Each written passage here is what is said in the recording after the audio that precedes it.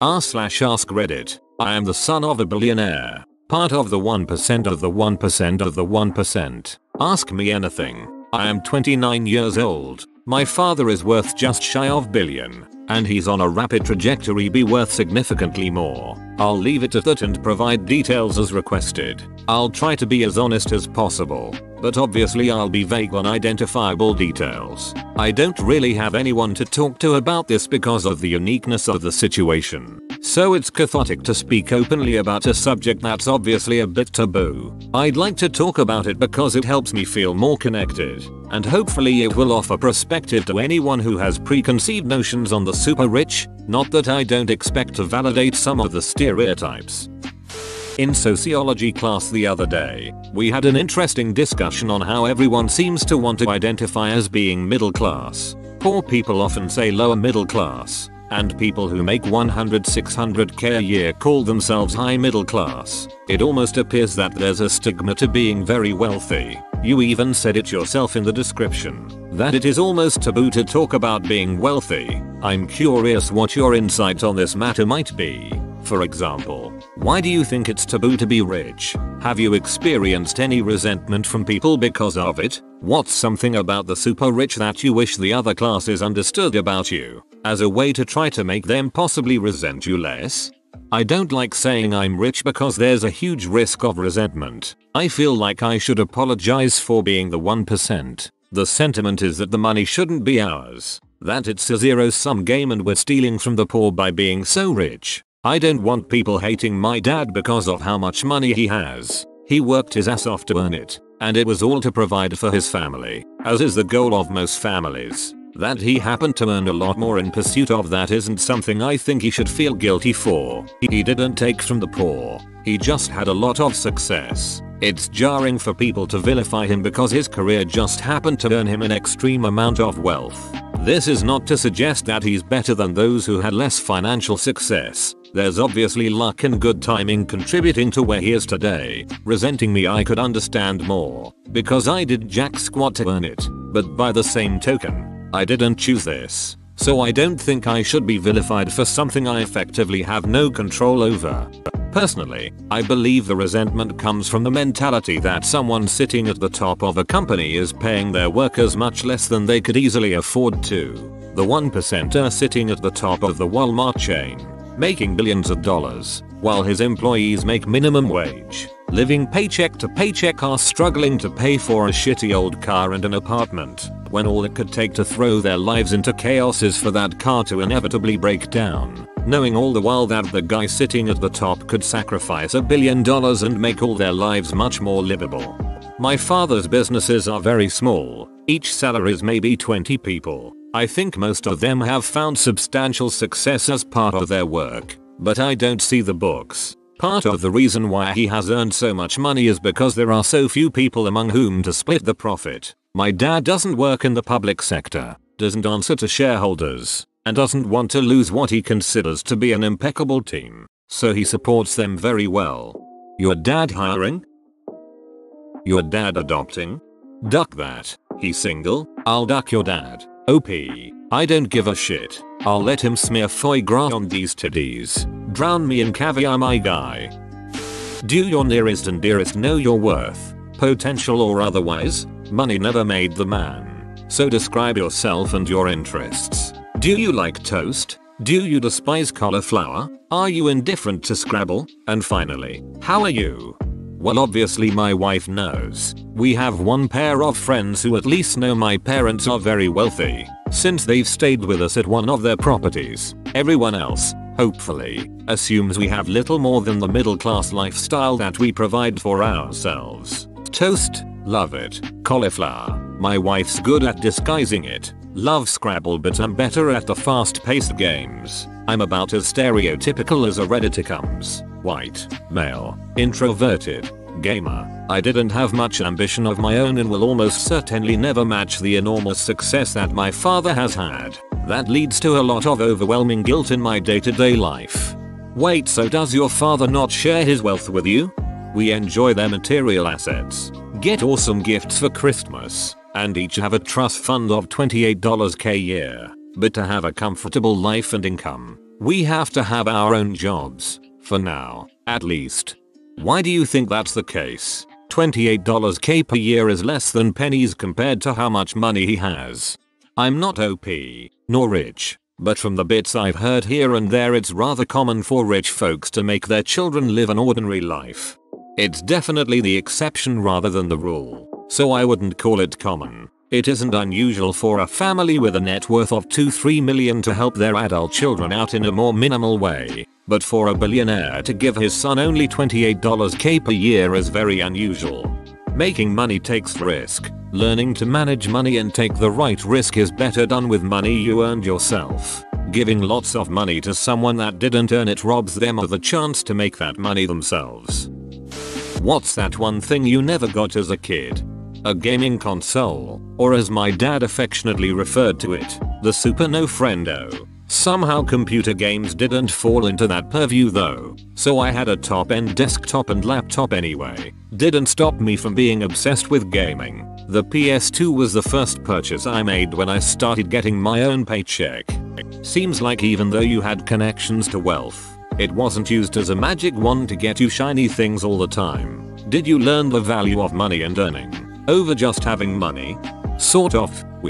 My siblings and I, certainly didn't have carte blanche, and I'm self-sufficient currently outside of a growing and accessible trust fund. But they have a what's mine is yours mentality when it comes to enjoying their homes and possessions, which are plentiful. As we speak, my wife and I are staying in one of their massive homes for a stress-free weekend, and everything from the cars to the cook is at our disposal. These days I've never asked for something that they've said no to, but I've never tried to push the limits. What are your thoughts in the Syria conflict? I'm not nearly knowledgeable enough to form a strong opinion. Oil prices did go up as a consequence though, so that's something. Oil prices did go up as a consequence though, so that's something. Is that a good thing or a bad thing for you? Good thing. It's such an enormous business that I think I can safely reveal that one. Do you have any regular friends now? What's a Friday night like for you?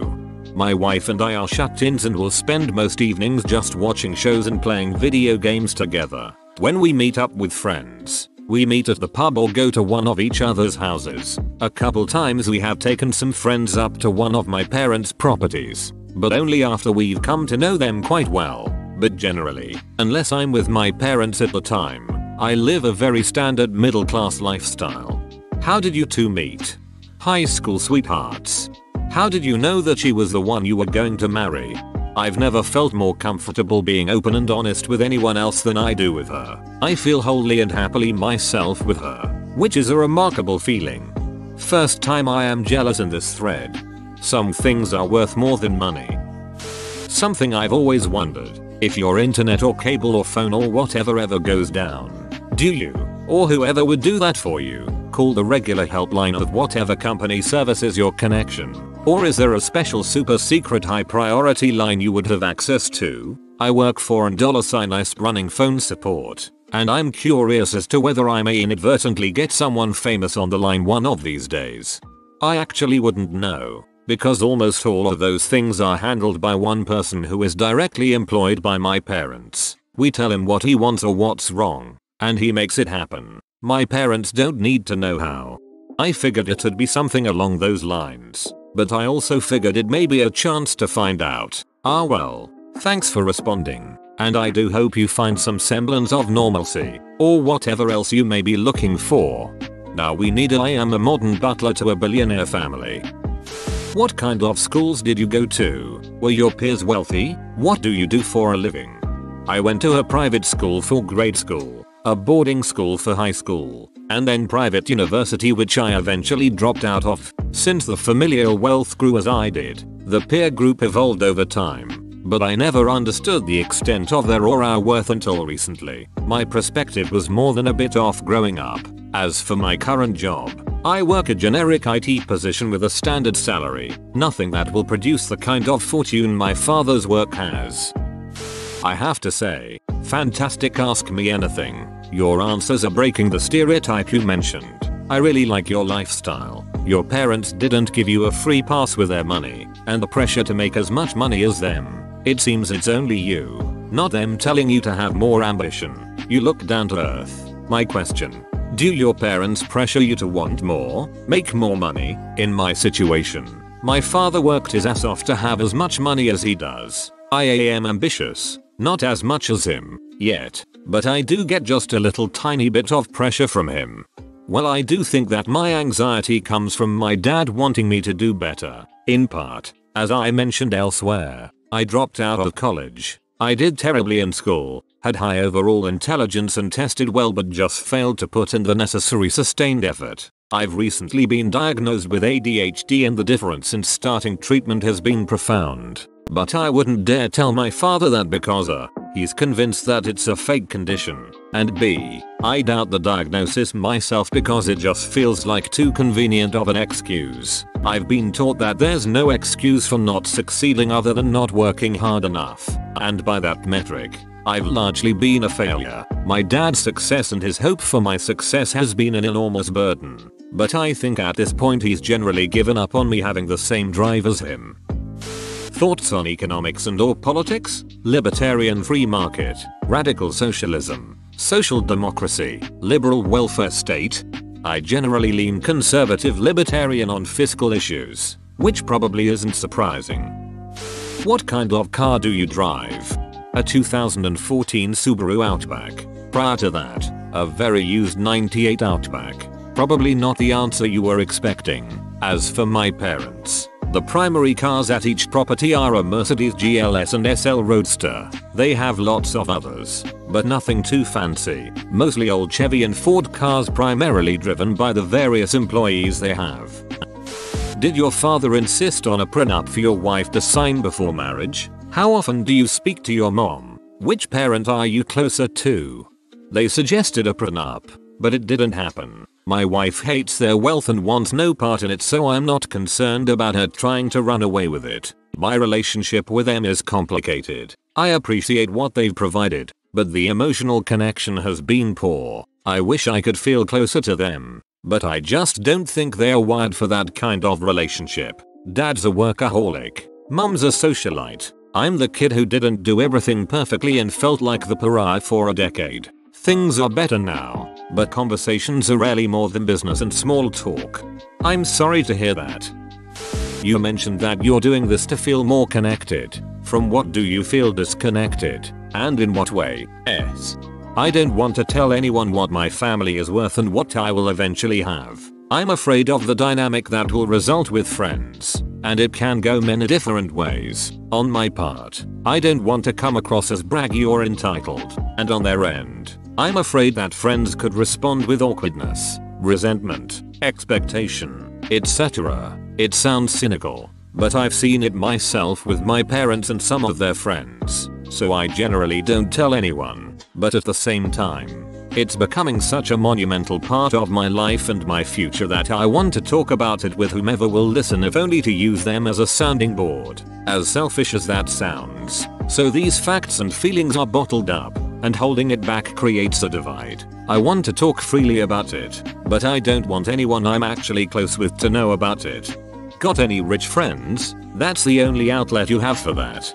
Don't have to be billionaires, but enough to understand the consequences and issues of money. I had a lot of friends in high school who I only realized later were very rich. I didn't keep in touch with them, but I could probably relate better to them. At the same time though, I don't want to isolate myself to that circle. I don't want to lose perspective of a normal lifestyle.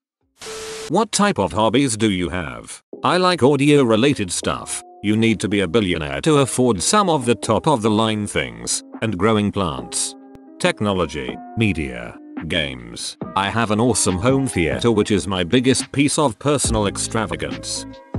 So, my great-grandparents were very wealthy. They were in the coal business, I believe, so their children, my great-grandparents, grew up wealthy and never did anything. And by the time my grandparents were adults, all the money was gone. Is this something you're worried about or have thought about? I cited a study in another comment that found that 70% of wealthy families lose that status within one generation, 90% in two. So it seems pretty common, and it makes sense. Not only are you dispersing it across more heirs over each generation, but you're also raising children who are increasingly unaware of the value of hard work and only know the luxury lifestyle. It's easy to see how it can be squandered. Are you any less miserable than we are? I have emotional problems like everyone else, but I don't have to worry about my paycheck. I don't have to worry about my retirement. I don't have to worry about supporting my child financially. I don't have to worry about a medical crisis ruining our family. There are so many burdens that I simply won't know. I wouldn't dare make a claim to the same sadness and difficulties that many people deal with. I don't have to worry about a medical crisis ruining our family. Are the joys of living in the UK where this applies to all of us. Can I borrow $5? Might have said yes, but you didn't use the magic word. Can I borrow $5,000 bucks? Please. P. Actually, I think the words are tax deductible.